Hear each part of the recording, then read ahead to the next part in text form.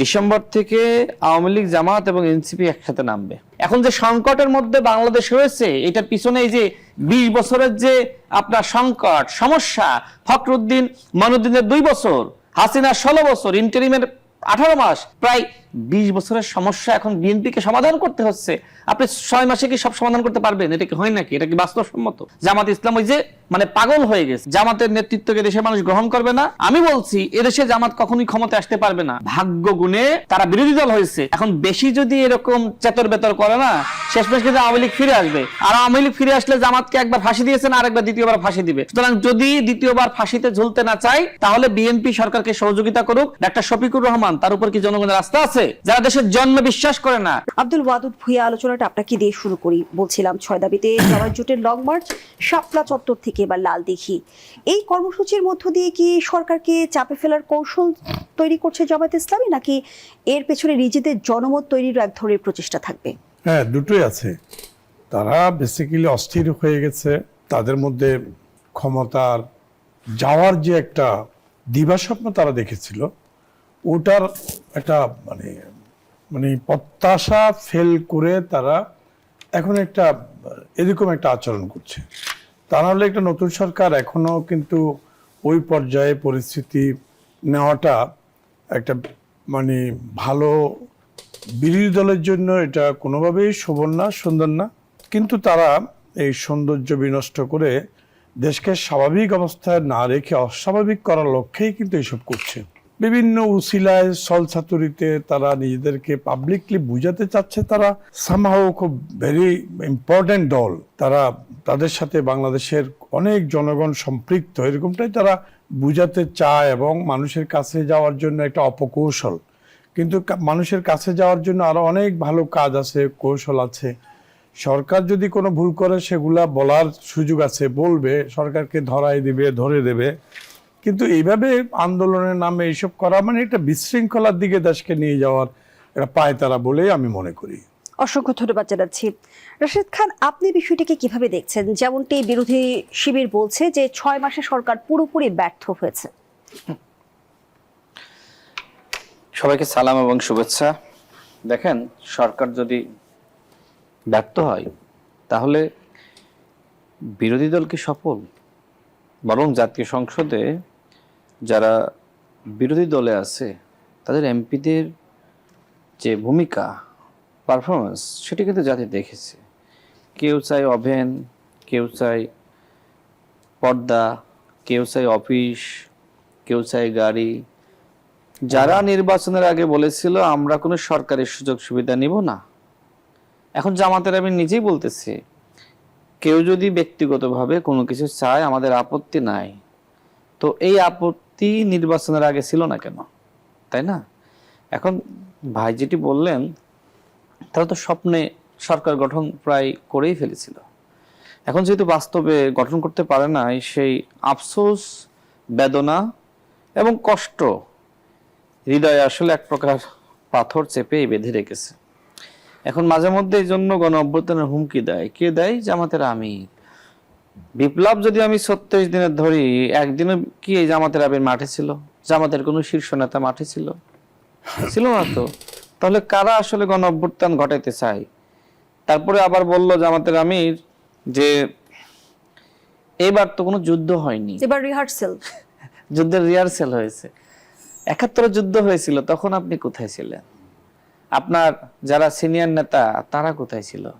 71 যুদ্ধে যারা অংশ নেয়নি তারা বাংলাদেশে যদি ভবিষ্যতে কারোর সাথে যুদ্ধ হয় সেই যুদ্ধে অংশ নিবে না। আর জামাত ইসলাম এমন একটি দল, ইতিহাস আপনি ঘাটেন, সবসময় ইতিহাসের সুবিধাজনক জায়গায় ছিল জামাত ইসলাম। কিন্তু রাশেদ খান, বারবার জামাতের তরফ থেকে কেন বলা হচ্ছে অনিবার্য বিপ্লবের কথা? বলা হচ্ছে যে 24 আমাকে একটু ছিল। সময় দেন, শেষ করি। যদি একটু জানতে চাই এই প্রসঙ্গটা ধরে একটু বলবেন যে জামায়াত কোনো ম্যাসিভ কোনো অভ্যুত্থানের পরিকল্পনায় রয়েছে কিনা? আমি নোট করেছি, আমি আপনার উত্তরে আসবো। দেখেন, 47 ওই সময় তারা ব্রিটিশদের দালালি করেছে। অর্থাৎ আজকে আমরা বাংলাদেশ, ওদিকে পাকিস্তান আর ভারত আলাদা। তাদের দালালি ছিল যে কোনো ভাগ হবে না, আমরা একসাথে থাকবো। আচ্ছা, এরপরে 71 সময় তারা আসলে পাকিস্তান ভাগ হোক সেটাও তারা চায়নি। এখন তারা বলে পাকিস্তান ছিল তাদের ইমোশনের নাম। এরপরে দেখেন 86 নির্বাচনে তারা বেইমানি করলো জনগণের সাথে। এমনকি ফখরুদ্দিন মইনুদ্দিনের আমলে তারা বেইমানি করেছে, তারা ওই সময় সুবিধাজনক অবস্থায় ছিল। 24-এ যেটি হয়েছে, জামাত ইসলাম বাংলাদেশে নির্বাচন হোক এটি চায়নি, অর্থাৎ সবসময় নির্বাচন বিরোধী শক্তি জামাত ইসলাম। এখন আপনি যে প্রশ্ন করলেন, দেখেন সেপ্টেম্বর এবং নভেম্বর 3 মাস ধরে তারা লং মার্চ করবে, তাই না? আর আওয়ামী লীগ ঘোষণা দিয়েছে তারা ডিসেম্বরে নামবে। দেখেন তার মানে কি, ডিসেম্বর থেকে আওয়ামী লীগ, জামাত এবং এনসিপি একসাথে নামবে, এ ধরনের পরিকল্পনা হয়তো তারা করছে। আর সেটি জামাতের নেতৃত্বে না, আওয়ামী লীগের নেতৃত্বে, যেমনিভাবে 96-তে তারা আন্দোলন করেছিল বিএনপির বিরুদ্ধে। তো এই পরিকল্পনা হয়তো জামাতের আমির করছে, যে কারণে তার একটি বক্তব্যের মধ্যে ছিল যে 96-এর হাতিয়ার গর্জে ওঠো আরেকবার। মানে কি, মানে 96-এর মতন আবার ওই আওয়ামী লীগ এবং তাদের দশরদের সাথে জামাত ইসলাম মাঠে নামবে বিএনপির বিরুদ্ধে। কিন্তু বিএনপির সাথে কি এদেশের জনগণ নাই? ফেসবুকে সরকার গঠন করলো, ফেসবুকে জরিপ করলো, সমস্ত জরিপে জামাত ইসলাম ক্ষমতায় চলে গেল, সমস্ত হাইপে জামাত ইসলাম এগিয়েছিল। এদেশের জনগণ বিএনপির উপর আস্থা বিশ্বাস রাখে, যে কারণে সর্বশেষ বাংলাদেশের মাননীয় প্রধানমন্ত্রী জনগণের কাছে যে কমিটমেন্ট ব্যক্ত করেছিলেন, সেটির উপর আস্থা এবং বিশ্বাস রেখে এদেশের জনগণ জাতীয়তাবাদী শক্তিকে ভোট দিয়েছে। স্বাধীনতা বিরোধী শক্তি যদি মনে করে বাংলাদেশের ক্ষমতায় আসবে, আমি এতটুকু বলতে চাই, এই দেশে কখনোই তারা ক্ষমতায় আসতে পারবে না। আর পুলিশ প্রোটেকশন নিয়ে আপনি গণ অভ্যুত্থান ঘটিয়ে দিবেন, যুদ্ধ করবেন, তাই না? গতকাল গেছে না রাতের বেলা আইজিবির সাথে সাক্ষাৎকারে গেছে, এরপরে ডিএমপি কমিশনের সাথে সাক্ষাৎ করেছে। মানে পুলিশ প্রোটোকল নিয়ে, প্রোটেকশন নিয়ে আপনি লং মার্চ করবেন, আর সেই লং মার্চের মাধ্যমে আপনি বিএনপির পতন ঘটিয়ে দিবেন। এটা কি হয় নাকি? শোনেন, তারা যে লং মার্চ করছে, জেনারেল মিয়া গোলাম পরোয়ার কিন্তু এই বিষয়টি নিয়ে বলেছেন। তিনি কি বলেছেন? কোনো আশঙ্কা নেই, তারা শুধু অবগত করতে গিয়েছে, অনুমতি নেওয়ার না না, কেন গিয়েছে? যত দরকার ছিল না। আপনি তো সরকার পতনের আন্দোলন করছেন, তাই না? এখনই শুরু করে দিয়েছেন। তো সরকার পতনের আন্দোলন তো ওই পুলিশ দিয়ে হয় না, পুলিশের নিরাপত্তা হয় না। আমরা যে গণ অভ্যুত্থান করেছি, এটা কি হাসিনার পুলিশের প্রোটেকশনে করেছি নাকি? বাংলাদেশে কখনো হয় এটা? সরকার পতনের আন্দোলন অবশ্যই সরকার পতনের আন্দোলন করছে। কিসের আন্দোলন এটা? সরকারের বয়স মাত্র 6 মাস, এখন আপনি কিসের আন্দোলন করতেছেন? আর কি নিয়ে আন্দোলন করতেছেন? ইস্যু আছে। এই যে আপনি বিদ্যুৎ লোডশেডিং, একটু শেষ করি, বিদ্যুৎ লোডশেডিং, এরপরে গ্যাস সংকটের কথা বলছেন। এটা তো জাতীয় সংকট, আন্তর্জাতিক সংকট।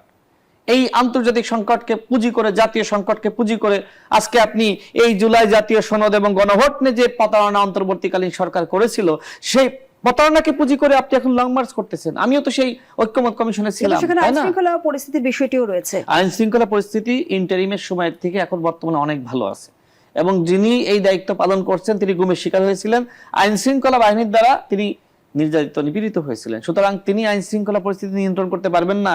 এই যাকে ওই যে আপনার আজাদ সাহেব, তাই না, তিনি গতকাল কি বক্তব্য দিয়েছেন? গতকাল তিনি বলেছেন যে বিএনপি সরকারের 6 মাসে নাকি 512 জন গুম হয়েছে। স্বরাষ্ট্রমন্ত্রী, ছায়া স্বরাষ্ট্রমন্ত্রী, তারা আইন শৃঙ্খলা পরিস্থিতি নিয়ন্ত্রণ করবে, তাই না? আজকে দেখলাম যে আমরা ফেসবুক সরকার নাকি ছায়া সরকার, আজকে দেখলাম যে তারা একটি ছায়া সরকার গঠন করেছে। ছায়া প্রধানমন্ত্রী এখন ডাক্তার শফিকুর রহমান। ঠিক আছে, ভালো কথা, আপনারা এই ছায়া সরকার গঠন করেছেন। এখন আপনারা তো সরকারের কাছে বিকল্প পলিসি দিবেন। তো জ্বালানি সংকট নিয়ে আপনাদের পলিসি কি? গ্যাস সংকট নিয়ে আপনাদের পলিসি কি? আন্তর্জাতিক যুদ্ধ বন্ধ করার জন্য আপনাদের পলিসি কি? বলেন।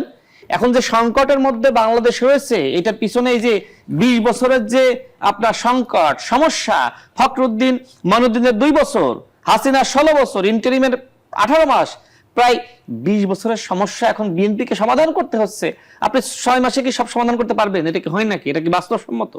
জামাত ইসলাম ওই যে মানে পাগল হয়ে গেছে। শোনেন, নাহিদ ইসলাম যে কথা বলেছিল না, জামাতের নেতৃত্বকে দেশের মানুষ গ্রহণ করবে না, আমি বলছি এদেশে জামাত কখনোই ক্ষমতায় আসতে পারবে না। ভাগ্য গুণে তারা বিরোধী দল হয়েছে। এখন বেশি যদি এরকম চেতর বেতর করে না, শেষমেশ কিন্তু আওয়ামী লীগ ফিরে আসবে।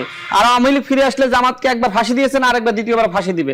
সুতরাং যদি দ্বিতীয়বার ফাঁসিতে ঝুলতে না চাই, তাহলে বিএনপি সরকারকে সহযোগিতা করুক। রাষ্ট্র পুনর্গঠনে বাংলাদেশের মাননীয় প্রধানমন্ত্রী যেভাবে তিনি পরিশ্রম করছেন দিন রাত, তার উপর তো মানুষের আস্থা রয়েছে। সর্বশেষ জরিপ দেখেন নাই?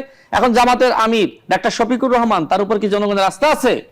যারা দেশের জন্মে বিশ্বাস করে না, স্বাধীনতায় বিশ্বাস করে না, যারা দেশের পতাকায় বিশ্বাস করে না, যারা এখনো পর্যন্ত অখণ্ড পাকিস্তানের স্বপ্ন দেখে, তারা দেশের সার্বভৌমত্ব রক্ষা করবে, তাই না?